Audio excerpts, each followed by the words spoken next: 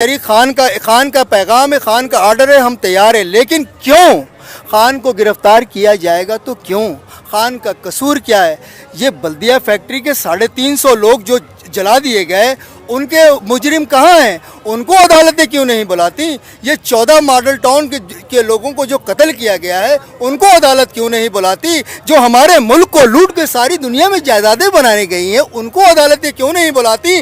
जिन बाप और बेटे पर फर्द जुर्म आयद होनी थी, उसको मुल्क का वजीर आजम और वजीर आला बना दिया गया, उनको अदालतें क्यों नहीं बुलाती? नवाज शरीफ जो 15 दिन का कहकर इस मुल्क से 50 रुपए के स्टाम्प पे उसके भाई ने जमानत ली, वो लंदन जाके बैठ गया और जिस एमन फील्ड जिस अपार्टमेंट से उसने सारी जिंदगी डिनाई किया और कहा जरा हुजूरे वाला, वो पार्लियामेंट के फ्लोर पे ये सबसे मुकद्दस इदारा है, अवामी सबसे बड़ा इदारा पार्लियामेंट है, वहाँ का हुजूरे वाला। ये हैं वो जराए जिनके ज़रिए हमने लंदन के फ्लैट बनाए और पाकिस्तान में जायदादें बनाई। और जब अदालती फोरम पे आया तो जज साहब के सामने ये कहते हैं कि हज़रत ये तो हमारा सियासी बयान था। ऐसे बदतरीन शख्स को लंदन किसने भेजा? किसने, कौन गारंटेड बना जिसने इस मुल्क को इस बदहाली का ये 40 साल? आपको पता है जब 70 और 80 के दहाई में पाकिस्तान एशिया में तरक्की करने वाला सबसे आगे मुल्क था, आपको पता है। लेकिन जब इनकी बारियां लगी तो क्या हुआ? ये अमीर तर हो गए, पाकिस्तान और पाकिस्तानी गरीब तर हो गए। क्या वजह बनी? वजह ये बनी कि जिनको इस मुल्क की और इस माशरे की तश्कील करनी थी, उन लोगों ने अपने मुफाद के तहत इस माशरे के लोगों को हर दौर में इस्तेमाल किया है। आपको पता है ये जो जिनके जो बेनिफिशरी हैं, इन जैसे लोगों के, वो भी तरक्की कर गए, ये लोग भी तरक्की कर गए। कौम डीजल पेट्रोल हमारे पास देखें 4 मौसम है, अल्लाह ने हमें 4 मौसम दिए। तीसरे नंबर की ज़रखेज़ ज़मीन हमारी है। हमारे पास सोना है, चांदी है, तांबा है, पीतल है, सल्फर है, सोडियम है, पोटेशियम है, यूरेनियम है, हर चीज़ की मिकदार हमारे पास पाई जाती है। हमारा मुल्क मादिनियात का ख़जाना है और पाकिस्तानी लोग सारी दुनिया के भिखारी हैं। क्या वजह बनी? कौन लोग हैं? देखें ये जो 4 लोग हैं ना, जरदारी एक ऐसा कलंक है इस पाकिस्तान के माथे पर कि जब तक रहती दुनिया तक इस मुल्क का वजूद कायम रहेगा, उस वक्त तक ये कलंक इस मुल्क के माथे पर रहेगा कि ये सदर था पाकिस्तान का, इस्लामी जमहूरिया पाकिस्तान का सदर जरदारी। दुनिया हमारे बारे में क्या सोचती होगी कि ये लोग कैसे हैं, इनकी सोच कैसी है, इनकी सोच कैसी है, ये लोग कैसे हैं, ये कौम कैसी है, इनके जज्बात नहीं है, इनके एहसासात नहीं है, इनके दिलों में वक़ार नहीं है। ये कोई इंसान नहीं है कि इस मुल्क का सदर जरदारी भी इस मुल्क का सदर हो सकता था।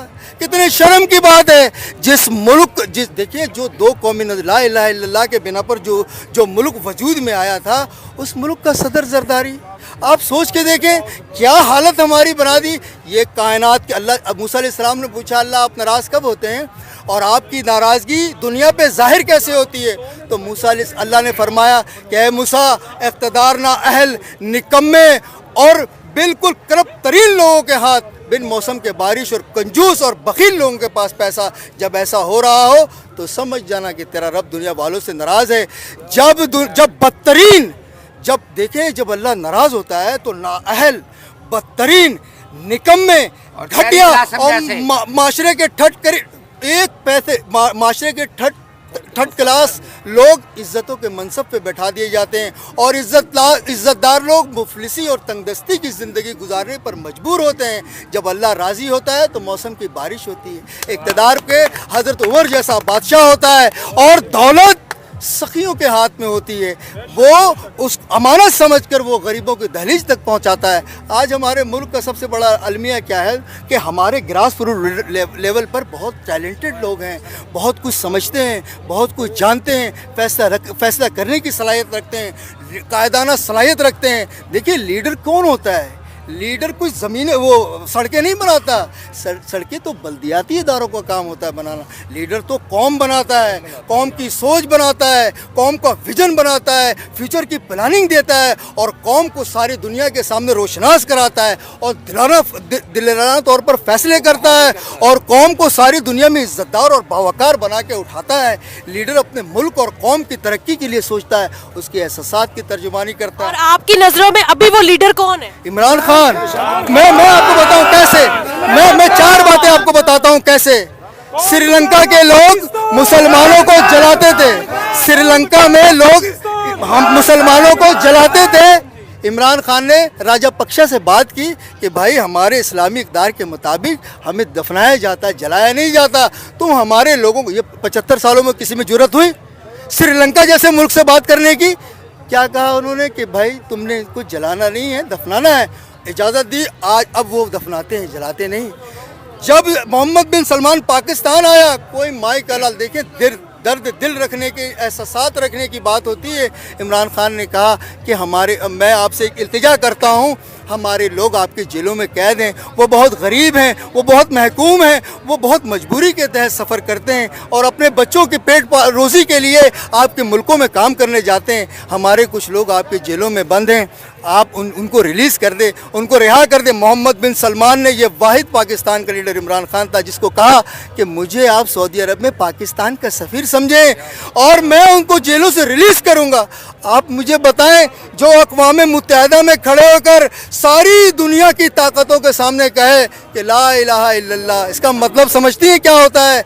जो लोग सामने बैठे हुए हैं वो मुख्तलिफ खुदाओं के मानने वाले हैं, वहाँ पर खड़े होकर कोई ला इलाहा इल्लल्लाह का आलम बुलंद करे, वो कोई मर्द मुजाहिद ही हो सकता है, कोई आम आदमी नहीं हो सकता। एक बात सुने और सुने और सुने, फिर देखें, जब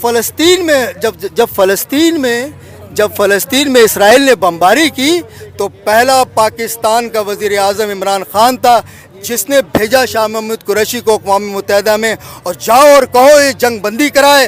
और हमारा वज़ीर ख़ारजा एक बहादुर लीडर की क़यादत में एक इसराइल खातून के मीडिया एंकर के सामने बैठ के कहा, इसराइल डिपॉकेट, कि ये वाहिद ये मीडिया को कंट्रोल करने वाला इसराइल है जो सारी दुनिया की मीडिया को कंट्रोल करता है। किसी में जुर्रत इतनी बात कर सके दुनिया के सामने? हम इमरान खान को लीडर इसलिए मानते हैं कि इमरान खान एक बहादुर शख्स है और अल्लाह बहादुर और गैरतमंदों से काम लेता है। आप याद रखें, तजुर्बे और मुशाहिदे से ये बात साबित है।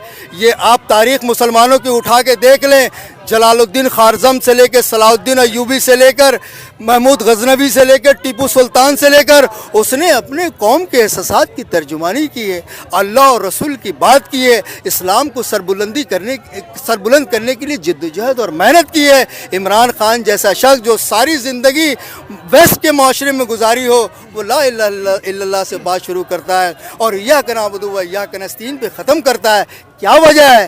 कौन है उसके पीछे? कौन सी ऐसी ताकत है? मेरी बात सुन लें, जब दीनदार लोग दीन और दीन की मेहनत से एराज़ करेंगे तो अल्लाह दुनियादारों को खड़ा करेगा और अपने दीन का काम ले लेगा। दाढ़ी का होना ज़रूरी नहीं होता, अल्लाह की मोहब्बत के लिए टोपी का होना ज़रूरी नहीं होता, लिबास का होना ज़रूरी नहीं होता, दिल का होना ज़रूरी होता है। अल्लाह अपने अर्श पे मौजूद है, लेकिन हम मुसलमान हैं, उसको अपने दिल में महसूस करते हैं, उसकी हरारत हमारे दिल में धड़कती है, उसके एहसासात हमारे दिल में जन्म लेते हैं। और जो कोई अपनी कौम की, अपने मुल्क की, अपने माशरे की दर्द अपने दिल में लेके चलेगा, अल्लाह की मदद उसके साथ होगी। ये लोग ऐसे नहीं जमा है यहाँ पर, यहाँ कोई खाने को नहीं आया। मैं 500 रुपये रोज़ खर्च करके आता हूँ। मैं एक मजदूर तबके से ताल्लुक़ रखता हूँ। 1 रुपये का मैं किसी लालच से नहीं आता हूँ। मैं सिर्फ खान की दिलेरी, बहादुरी और उसकी गैरतमंदी की वजह से, उसकी बहादुरी की वजह से मेरी कौम को मैं ये पैगाम देना चाहता हूँ कि तुम मेरी बात याद रखना, ज़िंदगी कल हो ना हो, एक ऐसा शख्स जिसके पास इज़्ज़त भी है, दौलत भी है, शोहरत भी, आज से नहीं, जब वो क्रिकेट में आया था 1970 से, उसके पास अल्लाह ने इज़्ज़त भी दी उसको, दौलत भी दी उसको, शोहरत भी दी उसको, लेकिन दर दर गली गली मोहल्ले भटकने पर मजबूर है अपनी कौम की बेबसी के लिए, अपनी कौम की परेशानी के लिए। और याद रखें, एक बात और बता दूं आपको, एक बार और बता दूं, लोग जलालुद्दीन खारज़म को, टीपू सुल्तान को, सलाहुद्दीन अय्यूबी को, सबको याद करेगी, लेकिन हमारे इस दौर का जो सलाहुद्दीन अय्यूबी है, जलालुद्दीन खारज़म है, टीपू सुल्तान है, वो इमरान खान है। और याद रखे, आखिरी बात मेरी बहन, अल्लाह आपको खुश रखे, एक बात मेरी याद रखे, एक बात मेरी याद रखे, जिस शख्स से बैरूनी दुश्मन और अंदरूनी गद्दार ये सलाहुद्दीन अय्यूबी का कौल है, जिससे बैरूनी ताकतें और अंदरूनी गद्दार डरते हों, वही आपका हकीकी लीडर कहलाने के लायक है। और इमरान खान में ये सारी खसूसियत हैं। मैं अपने तमाम बड़े इदारे और पाकिस्तान के तमाम ताकतवर लोगों से ये बावर करा देना चाहता हूँ कि आप मेरी गुफ्तार को नहीं रोक सकते, आप मेरे जज्बात को नहीं रोक सकते, आप मेरे एहसासात पे पाबंदी नहीं लगा सकते। मैं जिसे चाहूँगा अपना लीडर तस्लीम करूँगा और जिसे चाहूँगा इनकार करूँगा। आप मुझे कैद नहीं कर सकते। मेरा पैदा करने वाला, जिसने इस ज़मीन को बनाया, आसमान को बनाया, चांद सूरज को बनाया, सितारे सैयारों को मेरे लिए बनाया, आपको पता है आप कौन है? एक इंसान जिसमें अल्लाह की गवाही, उसके रसूल की गवाही दिए, 7 तह ज़मीन, 7 आसमान, चांद सूरज सितारे सैयारे से अफजल है। इतनी अल्लाह ने हमें अहमियत दी है, हमको बोलना सिखाया, हमें दिल दिए, इस दिल में एहसास दिए, इसमें जज्बात दिए, इसमें मोहब्बत दी, इसमें तमाम कायनात की मोहब्बत, क्या कुछ इसमें एक दिल में अल्लाह ने जमा किया। और फिर अल्लाह ने फरमाया कि अर्रहमान अल्लमल कुरान खलकल इंसान अल्लमहुल बयान। मुझे बोलने की ताकत, इस्तेदाद मेरे मालिक ने दी है और अशरफ मुझे बनाया है। और 4 कसमें खा के मुझे बयान किया है, क्या किया, क्या वत्तीन वज़ैतून वतूर सीनीना वहाज़ल बलदिल अमीन लक़द खलक़नल इंसाना फ़ी अहसनि तक़वीम। मैंने मेरे बंदे को कायनात के सबसे खूबसूरत सांचे में ढाल के बनाया है और मैंने इसको कायनात का दूल्हा बनाया है। मैंने इसे ज़मीन का खलीफा बनाया है, नबी का नाइब बनाया है, विरासत में कुरान दिया है, एक ऐसा निज़ाम दिया है जो सारी दुनिया में सबसे आला व अकमल है। हमारे बहनों की इसमें इस्लाम एक ऐसा मज़हब है जिसमें माँ के हकूक़ अलहदा हैं, बहन के हकूक़ अलहदा हैं, भाई के हकूक़ अलहदा हैं, पड़ोसी के हकूक़ अलहदा हैं, बच्चों के हकूक़ अलहदा हैं, माशरे के हकूक़ अलहदा हैं, दुनिया के हकूक़ अलहदा हैं, हर किस्म के हकूक़ अलहदा हैं। हम मुसलमान हैं और हमसे टकराने की ये गद्दार लोग जुर्रत ना